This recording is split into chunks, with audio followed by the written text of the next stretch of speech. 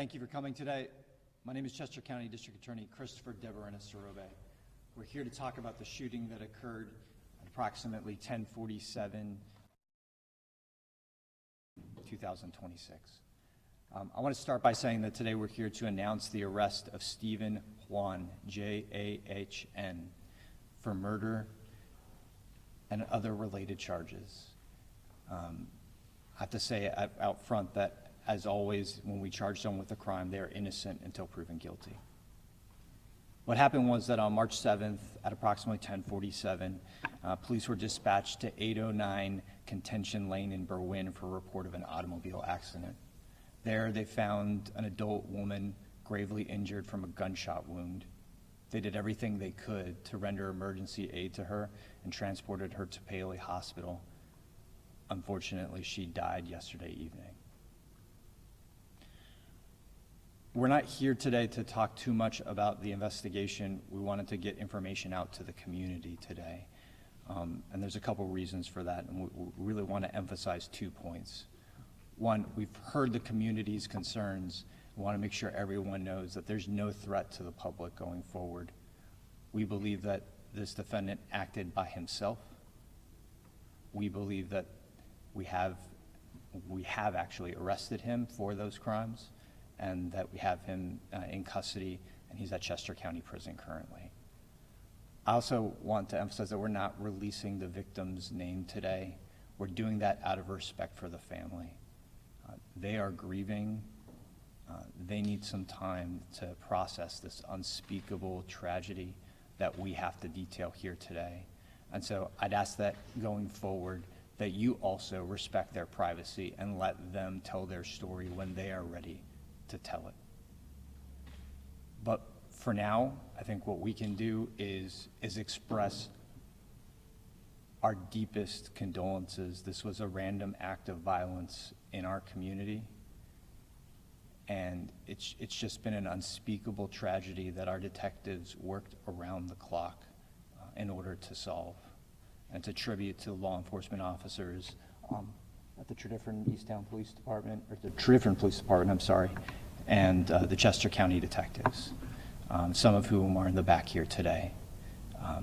We worked tremendously hard, and we're just so distraught for this family right now. So with that, I just want to introduce Superintendent Mike Beatty to say a few words. Thank you.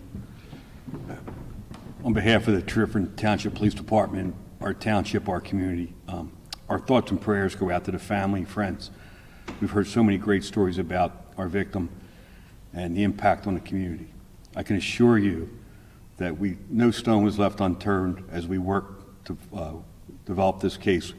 Our collaboration with the District Attorney's Office, our detectives, our officers, and the neighboring jurisdictions really shows the dedication that the officers have to doing what's right for the victims of a senseless crime.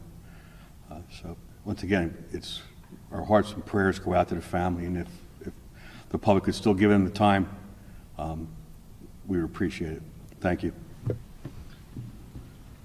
So with that, I'll take some brief questions, understanding we're putting out limited information at this time. I know early in the investigation you said that it was a random attack, but any more information on a possible motive? Just want to emphasize that there's no connection that we can tell between the victim and the defendant. And so that's all we're going to say at this time. It's just an unspeakable, it's just a terrible tragedy. What other indications are there that this was a random act of violence? That's what we've developed by pulling together video that we've seen from, and we've gotten from the community, and I want to thank the community in particular for that. A lot of the videos that we've been able to piece together and a lot of the leads have given us a better picture of what happened that night. But for right now, again, I just want to emphasize that the community is safe. The community has been safe, and we've had Mr. Jahn in custody for about a day now. Was the shooting before or after the automobile accident? Before. That's what we believe. So we think that she got shot first and then she crashed the car? Yes. And what did she crash into? A pole. And do you have any idea where the suspect was at that time? Was he on the side of the road at the We're not, like I said, we're not going to get into those details right now, and some of that we're still working on in some ways. So, again, we just want to emphasize that because we got so much of this video in so quickly, we were able to put this case together, and it's been a tribute to everyone's partnership here. And I know you all have been extremely busy, but I've been speaking to neighbors that have just been on edge all day yesterday. Is there a reason why yesterday you didn't alert people that, you know, there at least was a suspect in custody? Because we're doing an investigation.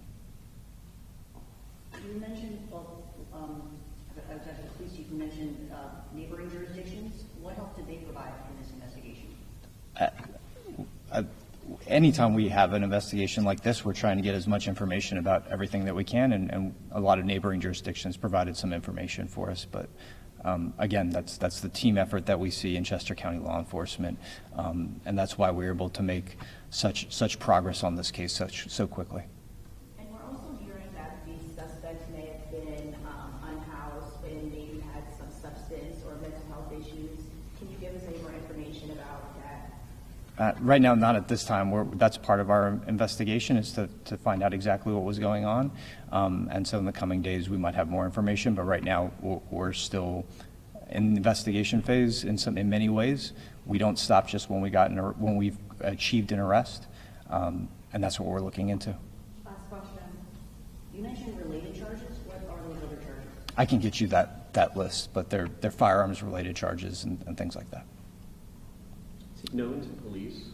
Again, we're not going to get into that today. We're here to really just emphasize, right, that the community is safe, that we have the defendant in custody, and that we're going to proceed through the legal system once right away. But we want to give the family space to make sure that they grieve and they make all the notifications to everyone that they want. So I'm sorry that we have limited information in that regard, but we really want to respect this process. This is just this has been a terrible 24 hours in Chester County. It really has. So thank you.